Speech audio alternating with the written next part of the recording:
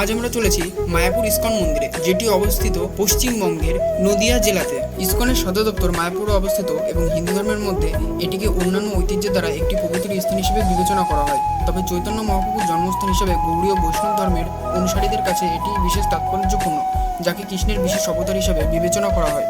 মায়াপুরের বৈদিক প্ল্যানেটোরিয়ামের ইসকন মন্দিরটি 2024 সালের সম্পূর্ণ হতে চলেছে। মন্দিরটি কমপ্লেক্সটি 4,25,000 বর্গফুটে বিস্তৃত এবং মন্দিরটির উচ্চতা 340 ফুট। এই মন্দিরটির প্রধান বিনিয়োগকারী হলেন আলফ্রেড বিফোর।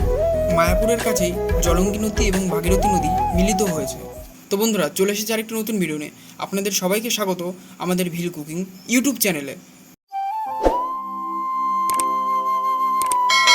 আজ আমরা চলেছি মায়াপুর ইসকন মন্দিরে, যেটি অবস্থিত পশ্চিমবঙ্গের নদিয়া জেলাতে। আমরা এবার 34 নম্বর জাতীয় সড়ক ছেড়ে রেলগেট পার করে চলেছি মায়াপুরের মেন রোডে।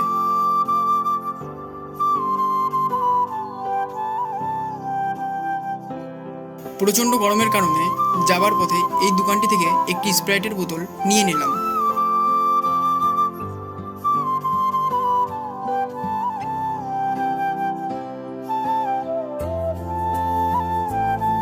এটি হলো মায়াপুরের মেন গেট। বন্ধুরা, আপনারা দেখতেই পাচ্ছেন প্রচণ্ড বৃষ্টির কারণে পার্কিং লটটি জলমগ্ন হয়ে গেছে। এই যে সেই গঙ্গা নদী, যার তীরে মায়াপুর মন্দিরটি অবস্থিত। তো বন্ধুরা, আপনারা অনেকেই হয়তো জানেন না যে আমাদের মায়াপুর কেন বিখ্যাত। মায়াপুর বা শ্রী মায়াপুর নদিয়া জেলার অবস্থিত একটি গ্রাম ও পশ্চিমবঙ্গের অন্যতম প্রধান পর্যটন কেন্দ্র। এটি শ্রী চৈতন্য মহাপ্রভুর জন্মস্থান নামে খ্যাত। তো বন্ধুরা, আমরা এতক্ষণ ধরে ঘুরলাম এই ঘাটটাই, এখানে ছবি টবি তুললাম। এবার যাব আমরা মায়াপুর মন্দিরে। তার আগে আমরা এখান থেকে স্নান করব, স্নান করার পর তারপরে যাব মায়াপুর মন্দিরে। আপনারা যারা দূর দূরান্ত থেকে আসবেন তাদের জন্য মায়াপুর মন্দিরের চত্বরে গাড়ি রাখার ব্যবস্থা আছে। আপনারা যে সকল গাড়িতে আসবেন সেই সকল গাড়ি অনুযায়ী এখানে পার্কিং ফিসটি নির্ধারিত হয়। এই জায়গাটি হলো পার্কিং লট। প্রচণ্ড বৃষ্টির কারণে জমিটি জলমগ্ন হয়ে পড়েছে। আমরা এবার চলেছি খিচুড়ি প্রসাদ গ্রহণ করতে।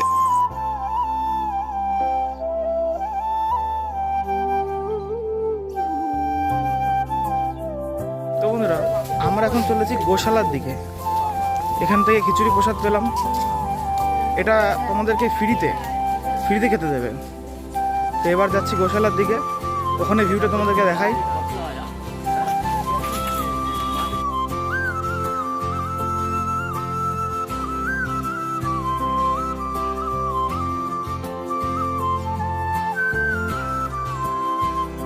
এটা হলো বন্ধুরা গোশালা।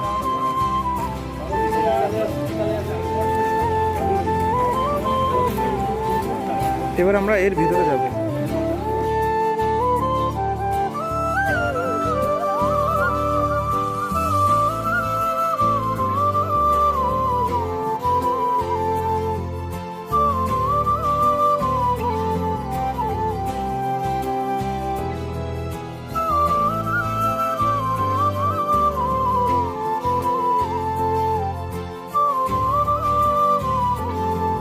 আমরা এবার চলেছি মন্দির দর্শন করতে। হরে কৃষ্ণ। ইসকনের মেন মন্দিরটির কাজ এখনও সম্পূর্ণ হয়নি। এটি হলো শিল প্রভুপাদ পুষ্প সমাধি মন্দির। এর মধ্যে ফোন ও ক্যামেরা নিয়ে যাওয়া নিষিদ্ধ। এটি হলো সেই অখণ্ড হরিনাম সংকীর্তন, যেখানে কিনা 24 ঘন্টা এক নাম জপ করা হয়।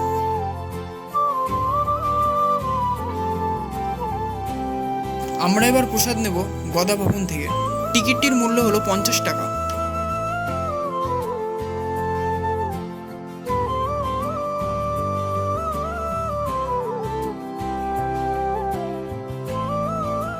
সবার হাত থেকে টিকিট সংগ্রহের পর ভিতরে প্রবেশ করতে দেয়।